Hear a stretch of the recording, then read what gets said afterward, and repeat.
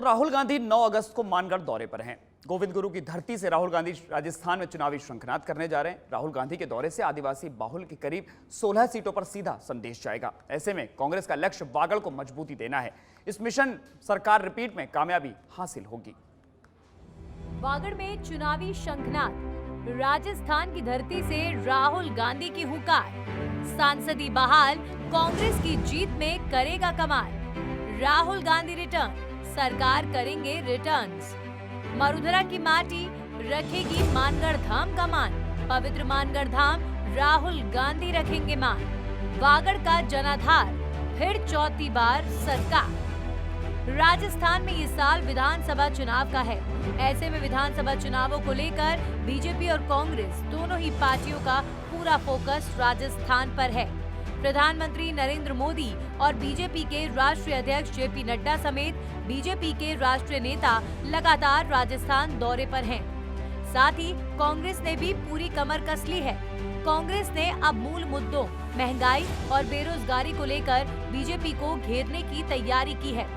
उधर महंगाई राहत शिविरों से राहत की झड़ी की ताकत से मुख्यमंत्री अशोक गहलोत प्रदेश के अधिकतर जिलों का ताबड़तोड़ दौरा कर चुके हैं। बीजेपी को घेरने के लिए अब राहुल गांधी राजस्थान दौरे पर आ रहे हैं। राहुल के दौरे को लेकर कांग्रेस काफी उत्साहित है। मिशन रिपीट, बागड़ में कांग्रेस की मजबूती के लक्ष्य के साथ राहुल मानगढ़ धाम का मान रखने आ रहे हैं।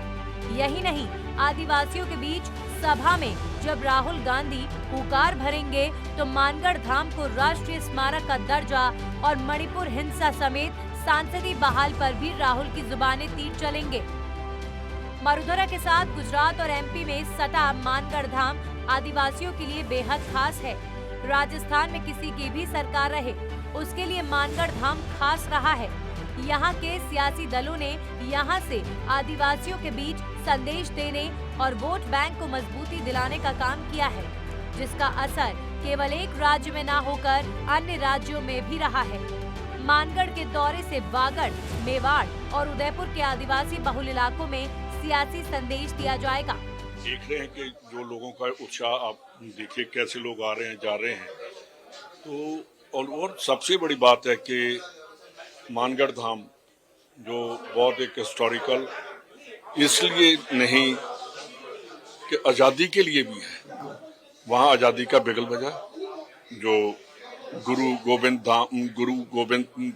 थे, उन्होंने जब वो प्रवचन दे रहे थे और दूसरी पहाड़ी से लोगों के ऊपर तोपों से हमला कर दिया अंग्रेजों ने, और लगभग 1500 लोग जो शहीद हो गए। ये ऐसी बहुत कम कौमों में ऐसी है। जलियांवाला बाग और ये मानगढ़ धाम, उनका एक जैसा ही हिस्ट्री है। आदिवासी दिवस के दिन कांग्रेस के पूर्व राष्ट्रीय अध्यक्ष राहुल गांधी राजस्थान की धरती से चुनावी शंखनाद करेंगे। राजस्थान में ये चुनावी शंखनाद दक्षिणी अंचल के आदिवासी बेल्ट से होना है। राजस्थान के दक्षिणी आदिवासी बहुल अंचल में राहुल गांधी के दौरे से 1 दर्जन से अधिक आदिवासी बहुल सीटों पर सीधा प्रभाव पड़ेगा। इतना ही नहीं, इस आदिवासी बेल्ट की 16 सीटों पर राहुल गांधी के मानगढ़ दौरे से सीधा सियासी संदेश जाएगा और सांसदी बहाल होने के बाद राहुल गांधी की ओर से कांग्रेस की जीत का कमाल देखने को मिलेगा।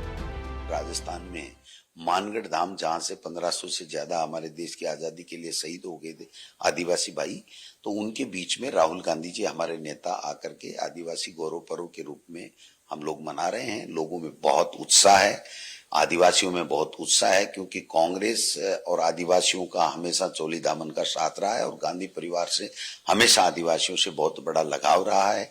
ऐसे में राहुल गांधी जी जो निडरता के प्रतीक हैं, जो देश की आवाज बन करके लोकसभा में बोलते हैं, 4000 किलोमीटर उन्होंने यात्रा की है देश के मुद्दों को लेकर के, तो ऐसे व्यक्ति का यहाँ आदिवासियों के बीच में 9 तारीख को आना हमारे सबके लिए सौभाग्य की बात।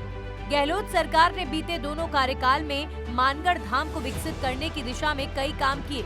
राहुल गांधी के दौरे में भी सीएम गहलोत आदिवासी वर्ग और मानगढ़ के लिए विशेष सौगात दे सकते हैं। इससे पहले राहुल गांधी ने बेड़ेश्वर धाम में जनसभा की थी।